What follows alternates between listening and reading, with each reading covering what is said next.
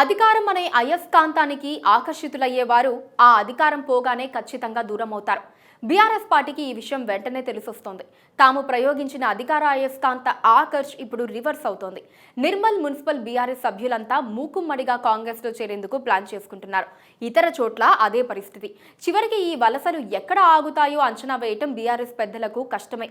ఎందుకంటే చివరికి ఈ జాబితాలోకి ఎమ్మెల్యేలు చేరినా ఆశ్చర్యం లేదు.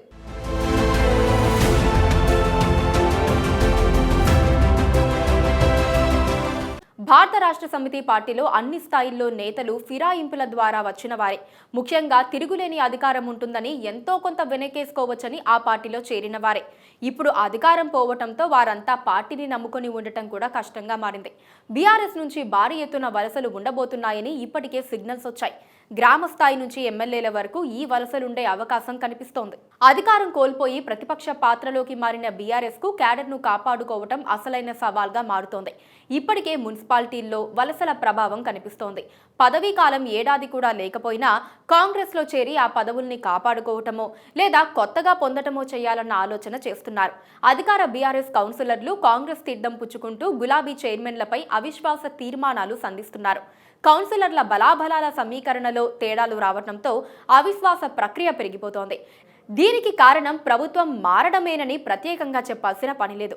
తెలంగాణ ఏర్పాటు తర్వాత కేసీఆర్ రాజకీయ పునరేకీకరణ పేరుతో అన్ని పార్టీల నేతల్ని పార్టీలో చేర్చుకున్నారు.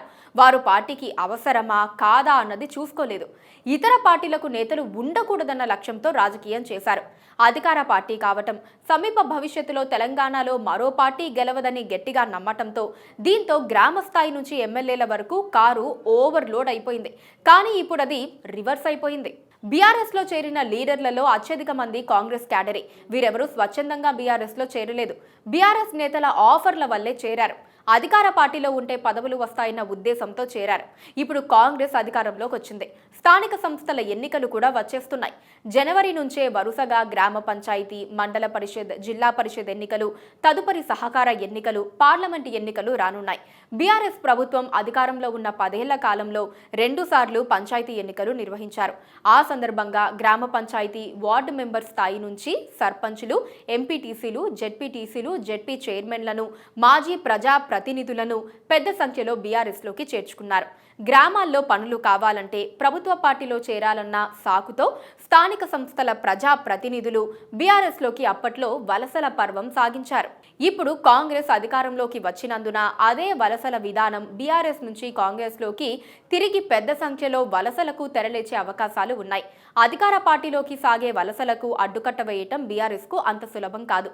వలసల ప్రక్రియ ఎంత ఎక్కువ ఉంటే ఆ పార్టీ సంస్థాగతంగా కొంత బలాన్ని కోల్పోక తప్పదు. ఇదంతా ఆ పార్టీ నేతలు చేసుకున్న స్వయంకృతమేనని చెప్పక తప్పదు. ఈనాటి రాజకీయంలో డబ్బుదే ప్రాధాన్యత. అధికార పార్టీలో ఉంటేనే చిన్న చిన్న కాంట్రాక్టులు, బిల్లులు వస్తాయి. కాంగ్రెస్ పార్టీకి ఇది అడ్వాంటేజ్ కానుంది. గ్రామ స్థాయి నుంచి ఎమ్మెల్యేల వరకు ముందు అభివృద్ధి కోసం తప్పట్లేదన్న వాదన వినిపించే అవకాశం ఉంది. రాజకీయాల్లో ఇప్పుడు విలువలు, సిద్ధాంతాలు లేవు. ఉన్నదల్లా ఆర్థిక ప్రయోజనాలు. ఏ పార్టీలో ఉంటే ఎంత పవర్, ఎంత ఆర్థిక ప్రయోజనం ఉన్నదే చూసుకుంటూ ఉంటారు. అందుకే బీఆర్ఎస్ చీఫ్ కేసీఆర్ తన పార్టీలోకి అంత సులువుగా నేతల్ని ఆకర్షించగలిగారు. కానీ ఇప్పుడు అదే రివర్స్ అవుతోంది. ఇందుకోసం ప్రజా ప్రతినిధులు పెట్టుకున్న ముద్దు పేరు అభివృద్ధి కోసం. గతంలో ఎమ్మెల్యేలు నియోజకవర్గ అభివృద్ధి కోసం అధికార పార్టీలో చేరినట్లే ఇప్పుడు కూడా అదే మాట వినిపించడానికి అవకాశం ఉంది. బోటాబోటీ మెజారిటీతో ప్రభుత్వాన్ని నడుపుతోన్న కాంగ్రెస్ కు ప్రభుత్వాన్ని కూల్చేస్తామన్న హెచ్చరికలు అప్పుడే వినిపిస్తున్నాయి. అందుకే బీఆర్ఎస్ నుంచి వలసలను ప్రోత్సహించటం ఖాయమన్న చర్చలు జరుగుతున్నాయి. ఇందుకోసం నియోజకవర్గ అభివృద్ధి కోసం అనే వాదాన్ని ముందుకు తెస్తారని అంటున్నారు. దీంతో ఎమ్మెల్యేల స్థాయిలోనూ అధికార బీఆర్ఎస్ కు ఫిరాయింపుల ముప్పు పొంచి ఉందని చెబుతున్నారు. ఇది ఒక రకంగా నీవు నేర్పిన విద్యయే నీరజాక్ష అన్న చందంగా ఉండొచ్చని రాజకీయ పరిశీలకులు అంచనా వేస్తున్నారు. 2014 ఎన్నికల్లో మెజారిటీ పెంచుకునేందుకు బీఆర్ఎస్ అధినేత కేసీఆర్ ఫిరాయింపుల వ్యూహంతో టీడీఎల్పీని విలీనం చేసుకున్న సంగతి తెలిసిందే. 2018లో కాంగ్రెస్ ఎమ్మెల్యేలను కూడా ఇదే పద్ధతిలో కలుపుకున్నారు. అదేంటంటే రాజకీయ పునరేకీకరణ అని పార్టీ పెద్దలు చెబితే నియోజకవర్గాల అభివృద్ధి కోసమే పార్టీ మారామని ఎమ్మెల్యేలు చెప్పేవారు. ఇప్పుడు అదే మళ్ళీ రిపీట్ అయ్యేందుకు అవకాశాలు లేకపోలేదని అంటున్నారు. ఎమ్మెల్యేలు మారితే ఆటోమేటిక్గా సగం క్యాడర్ అయినా మారుతుంది. అది అధికార పార్టీలోకి, అంటే ఇక చెప్పాల్సిన పని లేదు.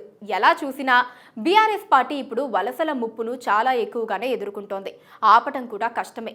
పార్లమెంటు ఎన్నికలకు ముందే ఈ ప్రభావం ఎక్కువ కనిపిస్తుందని అంచనా వేస్తున్నారు. రాజకీయ నేతలు ఎప్పుడూ కొంతమంది అధికార పార్టీలోనే ఉంటారు. వారికి ఏ పార్టీ అన్నది ముఖ్యం కాదు, అధికార పార్టీ ముఖ్యం. అందుకే అధికారంలో ఉన్న పార్టీలకు డిమాండ్ ఎక్కువగానే ఉంటుంది. కానీ అలాంటి వారి వల్ల ఎంత ఉపయోగం అన్నది చేర్చుకునే పార్టీలే తేల్చుకోవాల్సింది.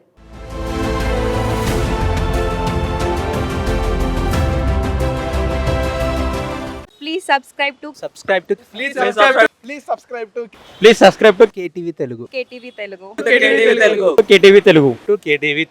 KTV Telugu channel.